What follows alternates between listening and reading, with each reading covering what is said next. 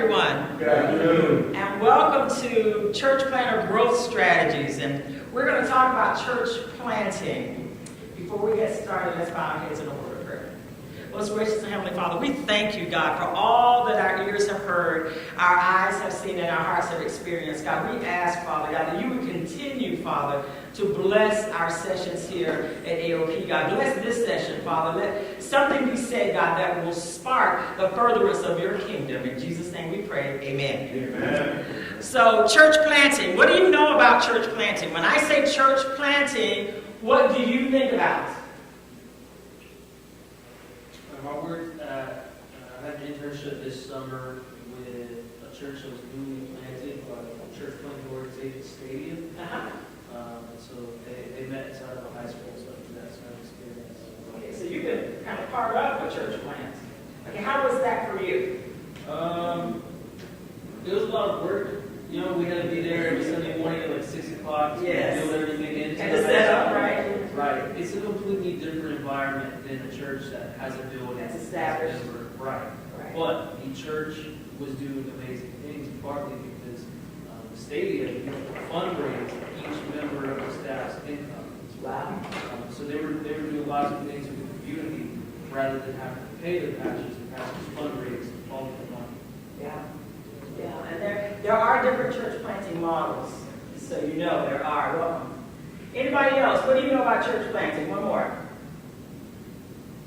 The church planters that I know opposite the community usually, so like at Starbucks or somewhere else in the community, so they don't find offices that they're going to, or if it's done right, you can do good job there. How so? So if you're in the community, rather than siloed in an office in your own building, you go to the community, so you as a church can better serve the community. Yeah. So many times it is helpful. Thank you for sharing that. It is helpful for church planters to be in places within the community, right? We're going to talk about several church planting models today. We're with an organization called Christian Alliance of Pastors, and we are the apostolic arm of Bishop Dale C. Bronner here in Atlanta, Georgia. We're one of Atlanta's mega churches. We have 20,000 members in our church, and we do 2 services on Sunday, one at 8:30 and another at 11 o'clock. And we seat about 4,500 people in our sanctuary with around 11,000 in overflow. So our bishop believes that to whom much is given, much is required, and he's given us a lot. A lot of people, a lot of resources. Everything we need is pretty much in the house. It's like a city. And you think about 20,000 people, larger than many rural towns. And so as a result of that, Bishop Bronner felt that he's learned so much over the years. We've been in ministry for 27 years.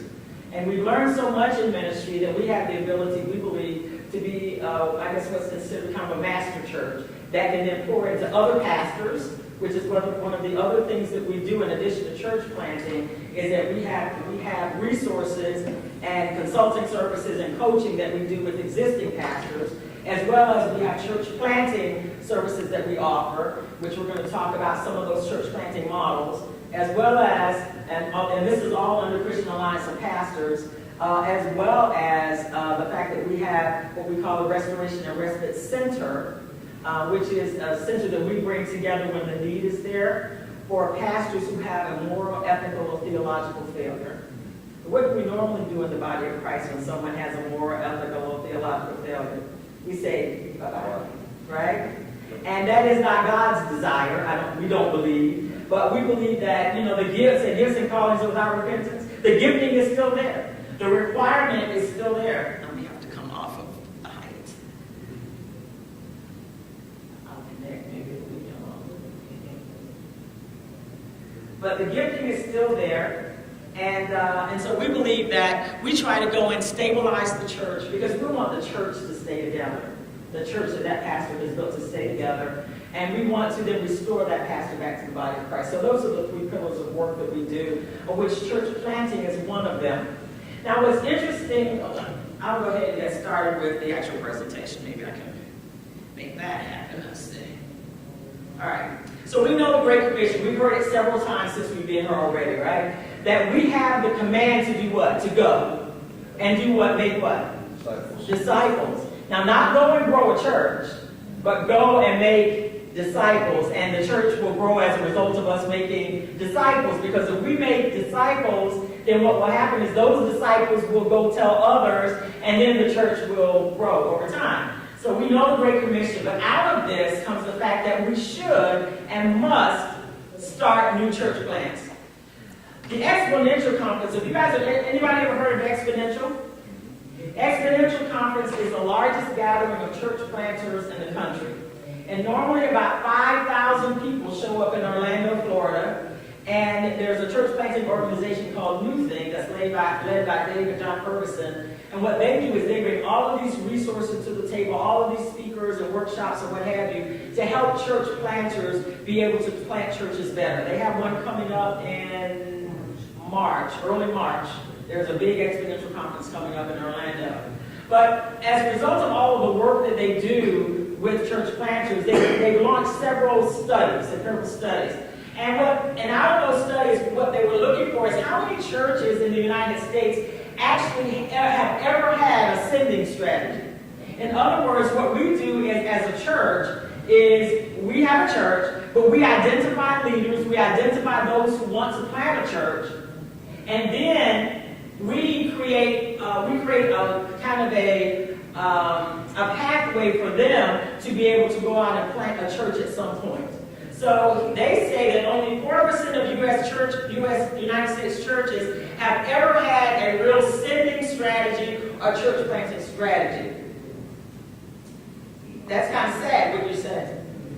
In the United States. Now, we send missionaries to other countries, but right now, we don't really have a way to grow churches in the United States. I know that you all realize that you're seeing now a lot of churches from other countries that are sending people over here to plant churches. Well, part of that is because there are 50% less churches in the United States than 100 years ago. Believe it or not. We have 50% less churches than we had 100 years ago in the U.S. And so, what we know is that less than 1% of existing churches in the U.S. have a sending strategy. So only 4% have ever had one, and currently, of existing churches in the U.S., less than 1% have a sending or church planting strategies. You know that 4,000 churches close, approximately 4,000 churches close their doors every year. Did you know that? And of that 4,000, now the good news about that is that 4,100 churches open their doors every year, approximately. Now that sounds like, well, hey, guess what? We're staying ahead of that thing, right? But we're not, because population growth is exceeding the growth of churches.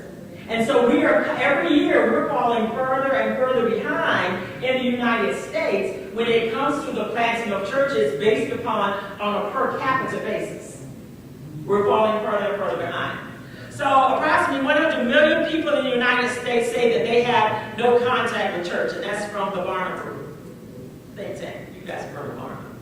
Approximately 15% of this group expressed a commitment to Jesus Christ. So they say they're not in contact with the church, but 15% of them said that they have a commitment to Jesus Christ, but yet they don't go to church. So I say all that to say that there is a need in the United States, especially for us, to plant life-giving churches that are going to be sending churches. There are going to be churches that plant other churches. There is a need. I love this quote from the book called Everyday Church. It says, we cannot claim to be faithfully proclaiming the gospel to the lost through our Sunday preaching when most of the lost do not attend church. So we have relied very heavily on everyday Sunday services to be our evangelistic opportunity. But most people that come to church are already saved.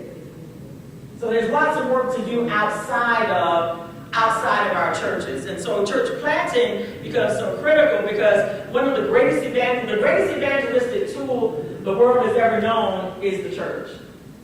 And it's the people in the church that go reach others who are unsaved. So that's why we need more churches. This is our website.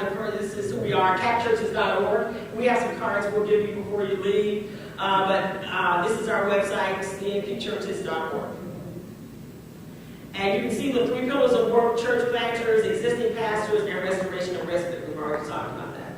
Let's talk about church planting models that we have seen. But when we started CAP back in 2012, when we started it, we did 3 years of research before we ever put anything in place. And in those 3 years of research, and we continue to do research, by the way, and those 3 years of research, one of the things we learned was what is happening out in the marketplace as it pertains to church planting. We looked at the major churches and what they were doing, what we call major churches, some of the mega churches like ourselves. We looked at Acts 29, we looked at Stadia, we looked at Converge, we looked at Church Planters Inc., we looked at a lot of the larger church planting organizations to see what was happening in those spaces around church planting. And so we found that there are numerous models out there, and these are the models that we support as an organization. The first is a launch large model, which we're going to talk about each of these. The next is a Bible model, bivocational church model. There's a house church model, which is an evangelistic model. Then there's a gospel community model, which is a community or lifestyle model, and we're going to talk about each one. And then there's rural church, and that one's real interesting to me. I'm a country girl. I grew up on the coast of North Carolina. I'm a country girl.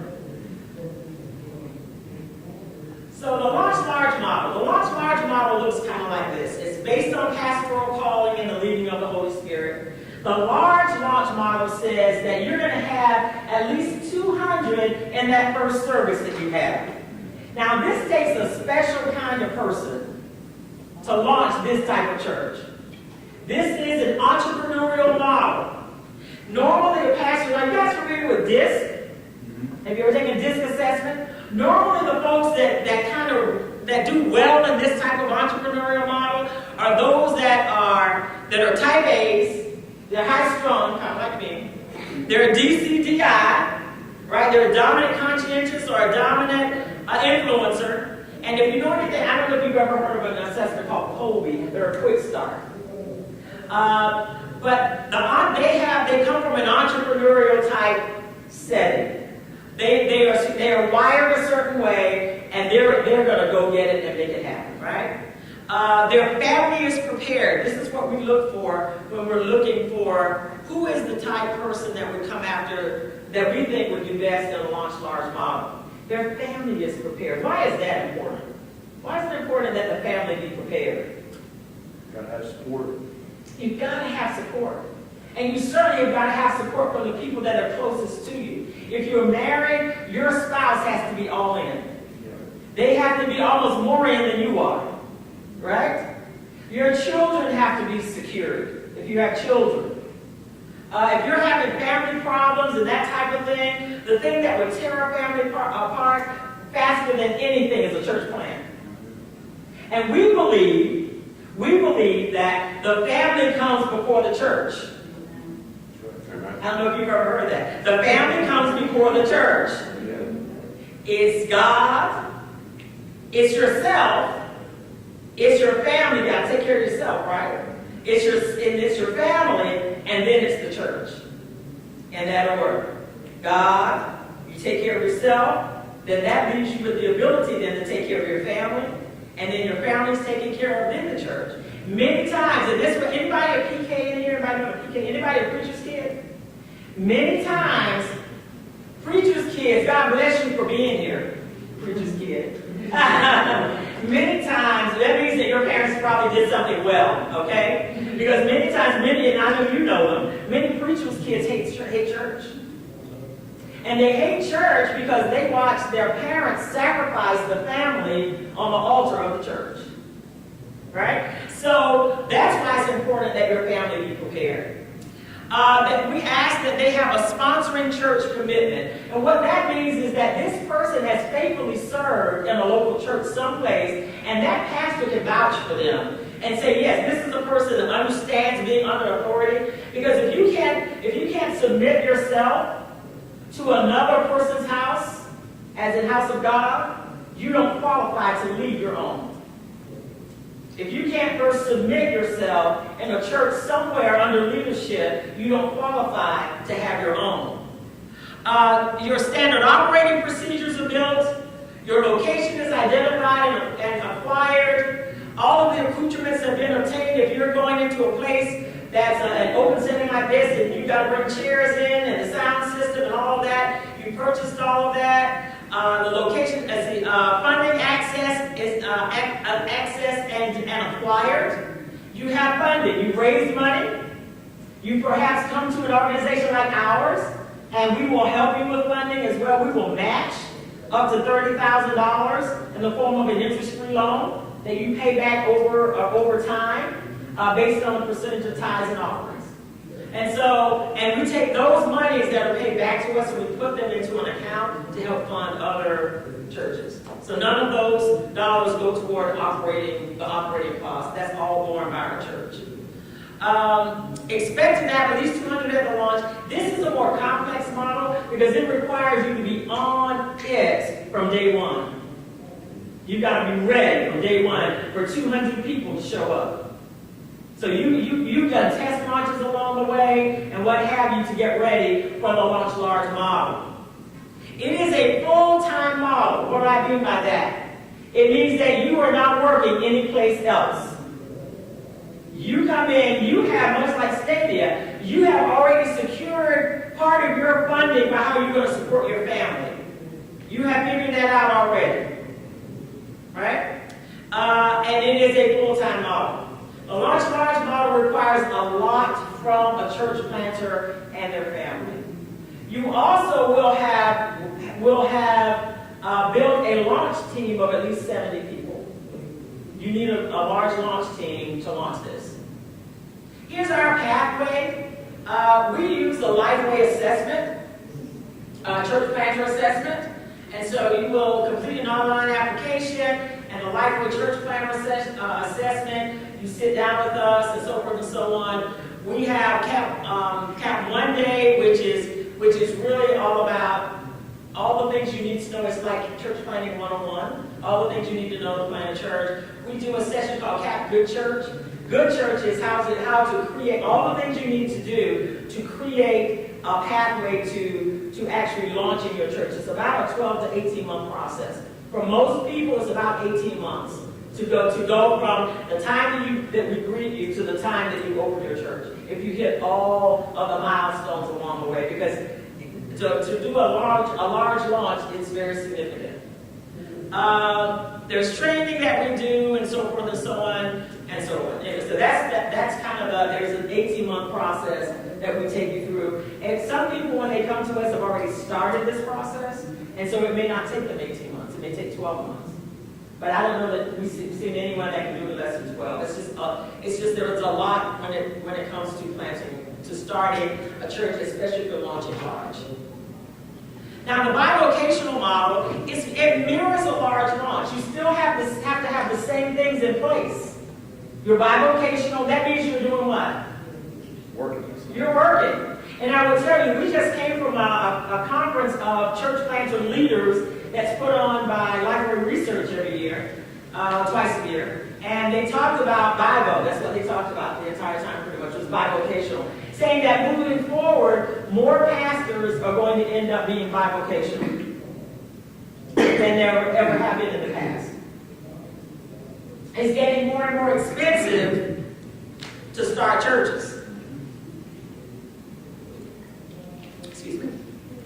It's getting more and more expensive to start churches. And especially if you're renting space and what have you. In the bivocational model, the expectation is you have to pretty much do all the same things. You're just going to start smaller, and then you're going to grow the church from there. There's a lower capital infusion. It's a smaller launch team is needed. Slower expected growth. We don't expect you to have 200 people at your first meeting. You may only have 70 to 100 at the most. You can have less if you're bivocational. You're not going to go out and get a big place. You're not going to go rent some big place because who normally is responsible when a church planter, if you're not in a denomination, who is normally responsible when you go out and rent a facility and you're a church planter? The pastor. And so we don't want you to have that level of responsibility here. We're saying find another place. Do it at a hotel. Do it at a Y. Do it at a community center. Do it something like that, rather than going out and putting your name or signing your name on the lease. So the Bible bivocational model, because you're starting smaller, you have the ability to do that. So less marketing dollars are needed. In a large launch model, lots of times you're going to spend anywhere from $10,000 to $15,000 minimum on marketing, because you're trying to get a lot of people in the seats at that first call. In the large launch model. In the Bible model, you've already identified a launch team, and then each one of them you're going to ask to bring a person. So you may end up with about 70 people, something like that, 60, 70 people to start, and then that's going to be the bivocational model, and you're still working. But in the world of church planting, this model becomes more viable. It could be a slower upfront, depending on how you show your folks how to do evangelism, right? Let's talk about the house church model. Any questions so far? Questions on large launch and bivocational? Anybody? Okay. The house church model, based on the Pauline cycle, which I'm going to show you in just a second. It's a strategic, of course, and spirit-led planting. Sessions begin in homes. There is a move aloft of house churches. I don't know if you guys are aware of that. There are lots of house churches around nowadays. Normally, they're anywhere from about 10 to 14 people, something like that. And they do church together, and they do it starting in a home. Sessions begin in homes. Additional leaders are identified and trained as the house church maybe expands. Existing partner churches are utilized as gathering places. So as the house churches expand, there may be another church down the road, and they say, you know what, we've got 5 house churches now. Because we started with one, and then the leaders in that, we identified leaders along the way out of the 10, 12 that we had, then they went and started one in their home. And now they've got 10 to 12, and then they identified somebody there, so it starts this multiplication process of how they're growing the church organically based on those that are coming under their tutelage and under their leadership as a house church, and they're giving them then opportunities to have house churches in their homes. So those partner churches that they say, we want to come together. They say, we've got 5 house churches that have 10 people each. So you got 50 people. And maybe once a month, we want to bring everybody together. We don't have a place to do that. There may be a partner church that says, well, you can come to our church at 3 o'clock in the afternoon on Sunday. We're done. Come over and you guys have a gathering there. And that type of thing. So you identify a pastor, perhaps, that they can partner with and use that as a gathering place. There's low capital infusion required up front, because for the most part, what you're doing is you're having a small group to start. It's like a small group model almost. And but this is really helpful. You know what the parachute method of church planting is? Ever heard that? Parachute means I live in Atlanta. God has put New York on my heart. And so I get on the plane, me and my husband, everybody jump on the plane, we're moving to New York. I don't know anybody. No ground's been laid or anything. I go to New York, I plop into New York, I parachute into New York, and I decide that I want to start a work for the Lord. Right? And so that's what a parachute launch is. The house church model works well if you're going to a brand new city where you don't know a lot of people. And you start with the people that you come in contact with every day. On your job, in your community, that's where you start with that. This model works. This model may lead to the planting of a local church. It doesn't have to. However, what the pastor of this house church model has to do is be very clear in their communications with the people that are part of the house church as to what direction they think the Lord is leading them. Is the Lord leading them to continue to do house churches? Because the house church model is a very intimate model. And when you go for people who want to be part of a very intimate model, and all of a sudden now you say, okay, we've got 100 people, we got 10 houses now, 10 people, and we want to start a church. And they're like, well, whoa, I didn't sign up for that. So if you're going to go toward a larger church in the future, a larger local church, you have to be very clear about that from the beginning, or people will feel like you led them down a road that they didn't want to go down. Does that make sense? Okay. So this model may lead to the planting of a local church, but you need to really be careful about that in the beginning and just say we're going to use this model because it doesn't require the same financial resources as a large launch or the bivocational launch, but we can still grow a church this way. Here's the Pauline cycle.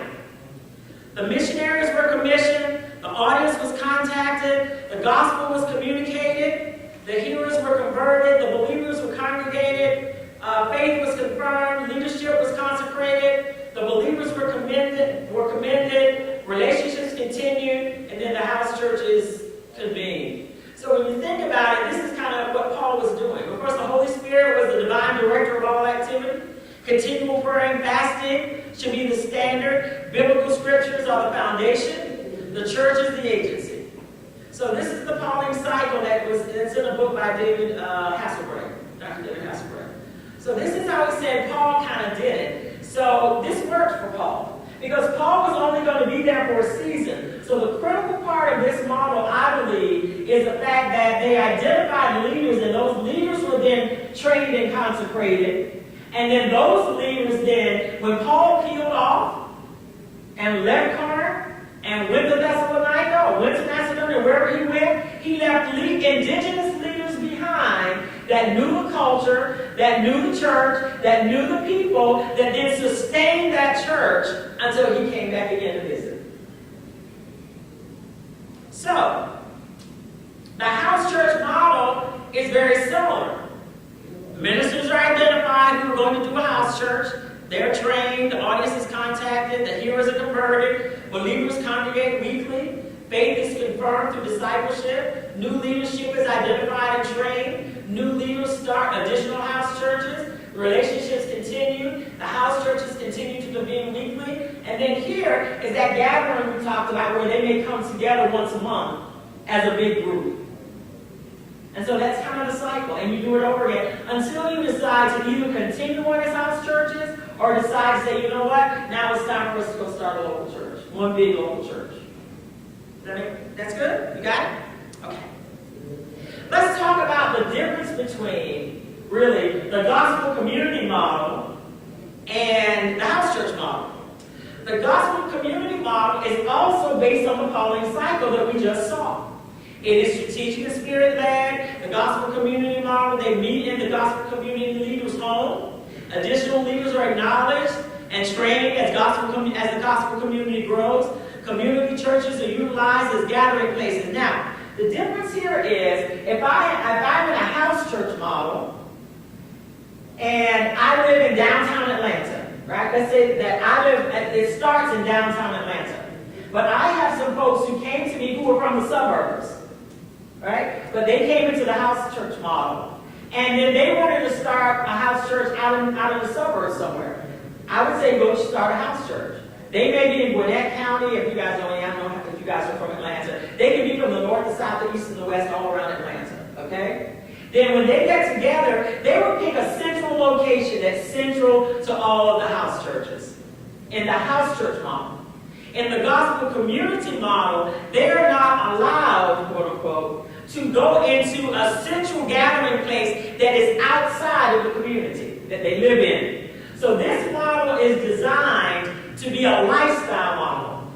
This is a model that works really well in gentrified areas where you've got work-life kind of things going on, where you've got stores below and multiple unit living above and that type of thing, or those communities where you have lots of houses and you've got your stores and everything they need in the community. It works well in urban areas where you start a gospel community church, a gospel community church in your house, and then you identify neighbors who may want to start one in their homes. But normally, everybody that's involved in this gospel community are going to be within walking distance of each other. And they only meet in an area that's really within walking distance of each other. No one has to get into a car and go anyplace. It's a lifestyle model. They are also very involved in the community. Not that they aren't in the other models, but this one is even more so. They come into a community and I don't want to say take over, but to really become salt and light in this community. So that people in the community know that they're there. And they know that they're living a lifestyle that may be different from everybody else in that community. They're involved in the schools. They're involved in city government, in whatever that town is. They're involved in all the pillars, right? Everyday church with mission. That's what the gospel community model is. Creating community-based churches with a missional focus. They're doing good in the community. They're feeding the homeless. They're helping in the schools. If they're having problems in the schools, then they're in the schools and helping. Learning to thrive in a postmodern culture. They're getting to know neighbors and creating meaningful relationships. They're witnessing daily. They're being overall good citizens. They're not being wacky, spooky Christians. They're being good citizens. They're showing up. They're not speaking in tongues when they walk in or anything like that. They're just normal people that others can relate to, and then as a result of that can receive from. And I say speaking in tongues because I do, so I can relate to that. I grew up Pentecostal, so creating a view of Christianity as normative, as we're not oddballs. We're just like you. It's just we know Jesus, right? So that's the whole purpose of this gospel community. You would think that it would be that way in all the models. This one, do you do it with a lot of intentionality? Yes. So what separates this from the house church model, just the fact that they live in one community? Yes. What separates this from the house church model is that this is done within an area that's really walkable. That people don't have to get in cars like we do now in big cities and drive out and go out and that type of thing. That everything's done within. I don't like to put a mile radius on it. I guess it depends on how far you want to walk. But within a mile and a half, 2 miles, something like that, in a pretty densely populated area. So if they have a life change or if they're moving out of the community, are they still able to be connected to that model, or are they? Normally they would. Yeah, they would normally be in there for the long haul. If not, they would then turn it over to somebody else. It would depend on, what they agree with the other, at that point with the others that are in the community. But it's hard. In this model, they could go to a house church model instead of a gospel community model. They could do that. But if each one is a standalone, each one may decide on their own how they handle it. It depends on how everything is set up from the beginning. And so that would be part of the bylaws and the articles, because you're going to set this up like a church. You're going to set it up because you're going to be taking offerings because people have to be able to give, right? So you're going to set it up just like a church. It's going to be a church. And so as the proceeds come in, then that's how you do good. And you have less money going to things like facilities and utilities and a bunch of staff and all of that. You have more money to do good in these models, like the house church model and the gospel community model, than you really do many times in the Bible and the large launch, depending on how they grow. Yes? So this is a question for this one and the house churches. How does the leadership work? So in multiple houses, you have multiple meeting places. Is there still like a central leader that picks the leaders, and like how does that go about? I'm just thinking of because church is often divisive. And what happens when there's fights or someone doesn't like a lead, or how does that stuff? You have to set up the structure of a church. You have to, as it grows. You set up the structure. The person who started the original house church is normally going to be the lead pastor.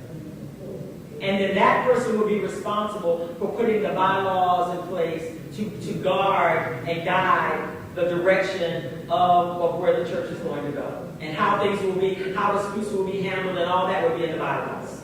Because in my mind, it would be great if there was no central figure, but I can't see that working because It doesn't. of everything that comes. Somebody has to lead. You have to have a leader. Yeah, and that leader over time, of course, is going to bring others alongside him of the leaders of the other house churches to also be leaders in that organization. You have to have a leader. It sounds good that everybody, let's let everybody lead. It doesn't work that way. You have to have a central figure. You have to have a central place of accountability because people are going to mess up. So what happens when a leader messes up? What happens when a leader goes off the rails? What happens? What happens? What happens when big decisions have to be made about things? You have to have a leader, and there has to be a leadership structure, so to speak. There has to be training. All of that's for leaders, that type of thing. Money should go into one place. Not every house church would have, every gospel community church would have their own account. The monies would go into one place, and then they, as a group of leaders, would decide how that money is used. One house church buying new furniture. Right. You have one, yeah, exactly. It's for the group. Right. It's for the group. So you don't want one house church making decisions about their own money. So, our thing is that, you never, nowadays there's no need to collect an offering. Everything is done via apps, and it goes into one place. And then it is decided, who has access to that money. All of that should be in the bylaws, how monies are handled. So it's no different than any other church. It's other than you just got, you've got a leader, and your structure is based upon how they decide to structure it after that. The big thing, though, with your gospel community model is that they are active in the community. They are showing up in that community. People know who they are in the community. It should be that way for every model. It should be that way for every model. I think it's just easier when you're in a smaller, more compact environment to be able to do that and be that involved. So you guys know the seven pillars.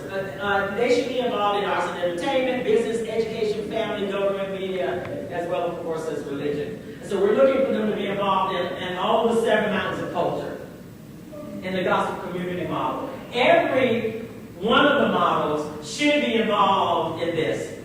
It's just sometimes harder when everybody is living in a different city. Like in our church, we have zip codes all over Atlanta. People from all over Metro Atlanta. So it's harder to pull them together to do something in a particular city. But we know their zip codes, but it's harder. We have to identify them and then reach out to them, that kind of thing. We're in the gospel community model, everybody, where everybody's from. They're within a couple miles of the central location. And of course, once again, this is just like the house church model. Same thing. Gospel community model, same thing. So this is how our house church grows. You start with one group, one person. This guy, your leader, is going to start this house church, right? They start it. Then they have a leader that goes over here and starts one. He goes over, she goes over and starts another house church. And eventually you get to this. And then you have to make, and I say then, somewhere along the way the decision is made, are we going to continue to be a house church or a gospel community church model, or are we going to go start a church in our community, or start a church as a house church, or start a church somewhere where everybody will be able to commune together. Even with the gospel community model, you could start a church in the community once you got to a certain number of people. But these are the possibilities. Is this a slower growth model? It could be, but it could also grow pretty fast or grow pretty quickly. It's going to be based on that first leader's ability to grow that one, and then as leaders peel off to grow all the others and train up the others. Yes, sir. The first person who starts the house church in gospel community, that person would need to be probably bivocational or fully funded. They would be bivocational for sure. Yeah, they're going to start out bivocational. Now, as the gospel communities grow and they begin to have oversight over all of these gospel communities, it could be decided within the gospel community now that person needs to be full time. But all of that will be decided, as they grow. There's certainly, because there's a lot of administration around making sure that everybody's in a good place and all of that. So eventually, yes, that person can certainly be full time. And you will have, and along the way, when you think about it, if people are giving, if they're giving tithes and offerings and what have you, you're able to, because the only expenses you really have may be materials, it may be food, but you don't have to feed people. One of the things they say about, especially gospel communities and our churches, is that normally you have some type of food. You know, when they get together. You normally have some sort of food with their gatherings. Maybe not every time, but almost every time. It could be that, like the one that I was part of years ago, it was really a small group, but, you know, we only met, we had what we call Third Friday. That's when we bought food. The third Friday of every month was when we bought food. So we'd say, we're just going to meet and have church the rest of the time. But on the third Friday is when everybody brings a couple dish. And we do that, so then we would come together and eat together. In gospel communities, I should know, in gospel communities, though, foods, you start with food. Have you ever heard of the Alpha model? Ever heard of Alpha? Nikki Gumbo? Yes. The Alpha model is, of course, you're doing evangelistic work in the Alpha model. The Alpha model is an incredible evangelistic model where you're really bringing in non-believers to your home and sitting them down to a meal, right? Well, to me, the gospel community model really and the house church too, it could be that way, is more that kind of model where you want to bring people together and really from the beginning form community and a relational community and a family type community. When you think about the people that are disenfranchised, don't have family around, that type of thing, this model really works well, especially it works well with millennials. Really well with millennials. Questions? You guys ask me really good questions. And we can always revisit any of those if you want. Rural church, and we're going to spend just a moment. Let's talk about how the USDA classifies the different demographic areas. Urban areas are areas that have 50,000 or more people. Urban clusters are urban areas with populations ranging from 2,500 to 49,999 that are not part of a larger labor market area. And then rural towns are places that have fewer than 25 people, and then 2,500 people, and then anything, then you have open countryside. There's really basically cows and a person every now and then, right? Over there. This is an interesting thing. This is what the areas that are considered non-metro are the areas in white. We got a lot of non-metro, don't we? A lot of non-metro in the United States. So there's a lot of opportunity in the United States.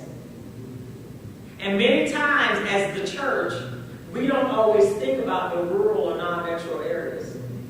Because it's, the metro areas are the low-hanging fruit. Because you've got so many people clustered in one area. But there's some rural areas, a lot of rural areas out there that need a good pastor. As a matter of fact, what's the lady's name who preached this morning? Tina. This morning, she talked about how she's out in Ohio, out in the pasture land of Ohio. And we were talking, and she said, we've got to get, she said, she's the only theological trained pastor in her area. And she said, she hears the bad teaching that's going on, as a result of folks not being properly trained or what have you. And what it speaks to is that we need good pastors in these areas that are non-metropolitan. So when you think about planting churches, don't forget about rural areas. But let's talk about some of the things you have to think about when you're going into a rural area. Rural church planting requires a different perspective than the other. Bivocational is a way of life. Especially early on in the life of the church. As a matter of fact, it is recommended that even if you didn't have to work, that you go to work as a rural pastor. Because what the folks in the rural community, first of all, they're skeptical if you're coming in from the outside. Let's start there. And they want to know you. They want to know that you're invested in that community. And working locally says, I'm invested to them. And so you need to be bivocational, even if it's just part-time. Yes? Wouldn't it be more difficult to be bivocational because of the lack of job diversity? In the bivocational world of rural church planting, you take whatever job you can find. Because your goal is not just to work. Your goal is to embrace the community. And by working, they look at it as you are embracing our community. You're going to get to know Joe the mechanic. You're going to get to know everybody in town by working in that environment. Is it harder to find a job? It could be, but you may have to lower your expectations when you go to work in a rural area. Dollar General. Dollar General, baby. Yeah, that one gas station is in town, whatever it takes. Because what your goal, keep in mind, we have to have a singular kind of thought process around the goal of why you're working. The reason you're working is that's part of your jumping in and saying, I'm ready to be part of this community. It normally requires longer support of the church planter. So if I am a denomination or if I'm an organization that supports that church planter, we may have to support that church planter longer than we do someone in a metropolitan area. It's usually slower church growth and requires a lot more patience. The planter greatly benefits from having a local advocate or some type of family connection, familial connection. So if you know someone in that community who, it could be the mayor, it could be someone who's been in that town a long time, it could be a guy who's, struck all in that city, whatever it is, it could be that your family grew up, you've got your family in that town, then that's normally a really, really good thing. Those that are successful usually have an advocate in that city. Not always, but if you don't have one, you find one. And the way you do that is by getting out and getting connected. So the other thing that we learned as we were studying about this is that if you have children, you cannot homeschool your kids. Even though you think the schools may not be the greatest. Now you can homeschool them once they get home from school. But if you don't engage your kids into the community thinks that you think you're better than them. That happened to a pastor. Went to this city, and he was sitting there by a denomination, went to this town, and his wife had been a teacher, and then they knew the schools weren't as good as the schools where they came from, and so she started homeschooling the kids. And eventually somebody in the church said something to them about the fact that, we feel like you feel like you're better than us. Because your kids stay home. You don't even put your kids in school with our kids. So it's a different way of thinking. They want you to be part of the community. You have to jump in. Any questions? Yes, sir. Have you done any research, Reverend Wright, about the health of the pastor in terms of going through these models? If one is proven, you mentioned like the one model being more sustainable, like bivocational, more viable, more needed, etc. But in terms of self-care, viability, long-term growth, everyone has a different success definition. But what are your thoughts on that? We have not done anything by model. I can tell you this. Church planting is one of the most stressful things you will ever do in your life. That's just straight up, just the truth. No, it doesn't matter the model. It's stressful. And we ask that you take sabbaticals and that you take time off, that you and your spouse get away on vacation, that you not just work. That's really important. It is almost a requirement that you have to get away and spend time away in self-care.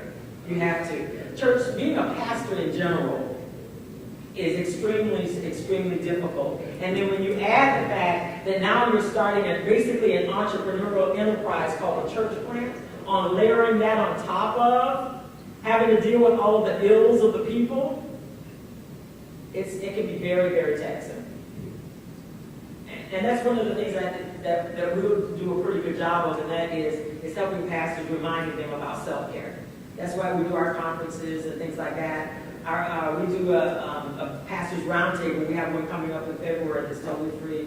It's from like 10 to 2, and pastors and their spouses come in, and they're just poured into and ministered to, and then we have a lunch with them, and then they're ministered to some more after lunch, and then we just send them on their way.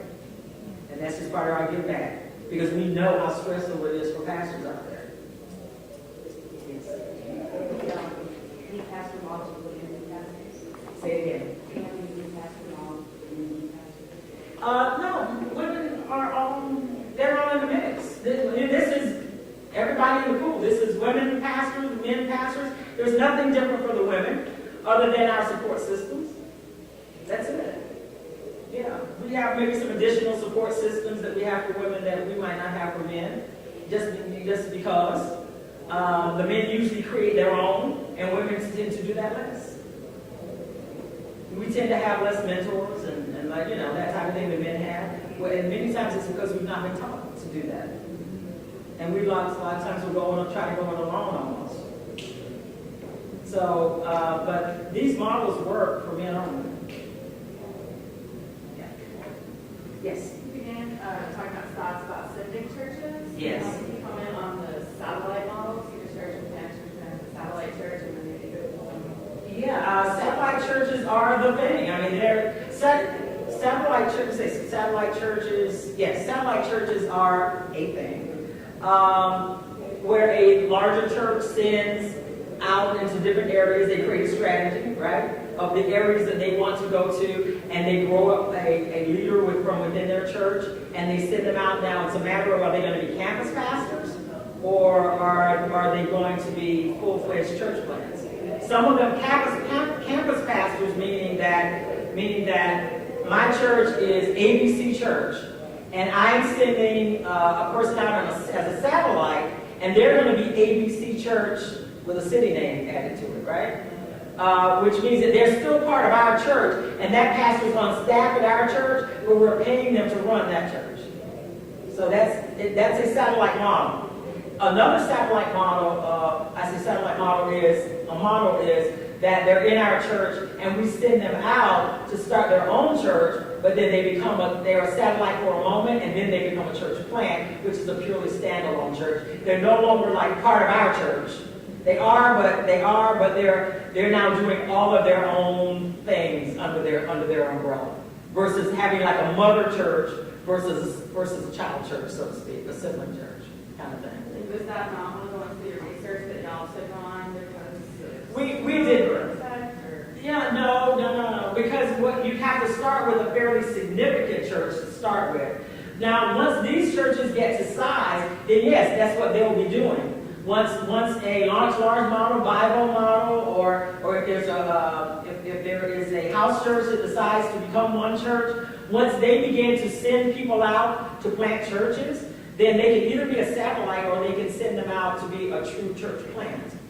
So they make that decision as to how they want to do it. But many pastors will send them out as a quote-unquote satellite first, where they're still part of their church, just to make sure that the pastor's ready for the job, for the opportunity.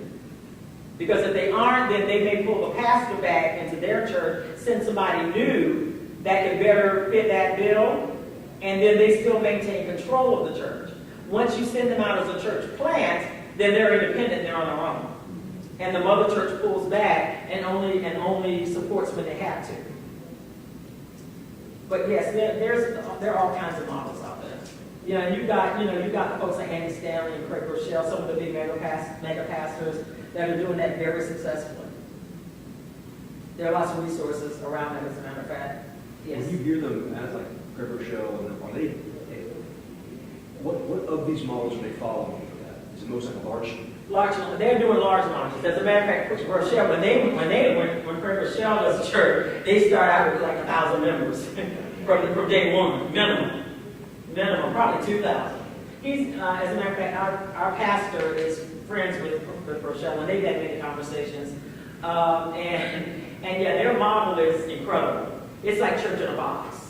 They have it down to a science, and they pour tons of resources. All their churches are debt free. It's amazing. It's amazing what they've been able to do. Yeah, it's a well-oiled machine. Trust me. But they do a lot of market research ahead of time. The other thing that they started doing, who else is doing a really good job, is Charlotte.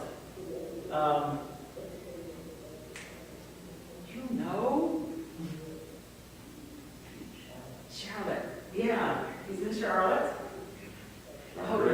Who? John Burke. No. Jeez, guys, come on. And I'm gonna say it's not Innovation Church. Elevation. Elevation Church. Stephen Furtick. Furtick. Stephen Stephen Furtick. Furtick.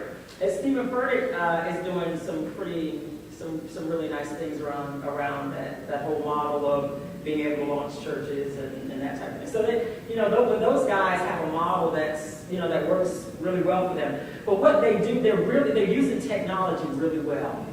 They do things like they start people having hubs. They have technology that helps them identify who's online watching their church from different places in the country. And then what they do is they identify a person and they say, hey, are you willing to have a meeting at your house and have everybody come to your house to watch church? To watch Elevation. Yeah, so they're having hubs in Atlanta right now. And so what he does is he does that for a while in a particular demographic, Furtick does. And then once they get to a certain number of people, then he'll come and plant a church here. Because they're already meeting. But he started with social media. And then they identified from a social media standpoint where the people are located. They began to meet just to watch church online together and build community. And once he has enough of those hubs, then they parachute into town, bring a pastor with them and start a church. I think it's brilliant. Yes. Christ Church in the Valley, Mega Church in Phoenix, Arizona. They have a residence in front of us, right? I know about that. But they had one central church, and then they've developed, I think they have 11 plants, all in the same city. And they have pastors, but they're not usually preaching pastors. They stream it in Right. to the church. And they have, all of their satellite churches are somewhat small, so it doesn't go into a medium-sized church because they have 3 to 5 services in a week that people go to. That's right. And that's the Craig Rochelle model. One of the things Rochelle says is this: they build churches now that accommodate about 1,000 people, and then they drape it off to where you only see 600. Because what they figured out is that millennials like small contexts. They don't like the big mega churches, right? And so the only time they take the draping down is if they're going to have some big event. They take the draping down and put more chairs out, and then they put the draping right back up and get it down to 600 chairs. And they have multiple services around the 600 chairs. He said that they got to where they were doing like 7 services a week at 600. And because people like the intimacy of the 600. Like I said, our church seats 4,500. That's the old model. And we're figuring out now how we can, what we're going to do around that. We're meeting with consultants and everything else to talk about that. What I really love about CCB is afterwards they have places for people to frisbee, have basketball goals. The big thing is they have a cookout area at every church where when they're done with the service, everyone goes, they eat hamburgers, and you get to meet people in the church. This is still 600 High relation. people. And so it feels like a small church. Right. But then it's even more open because small churches sometimes aren't very open unless you're in the church. Right.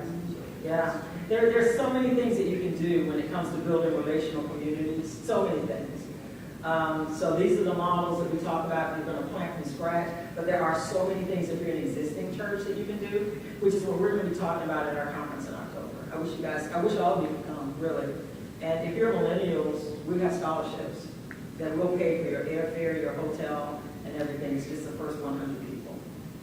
So, but we want a pastor to come and bring their thought leaders. Because you're in this session, if you want to come, I'll make sure you get in. If you want to come.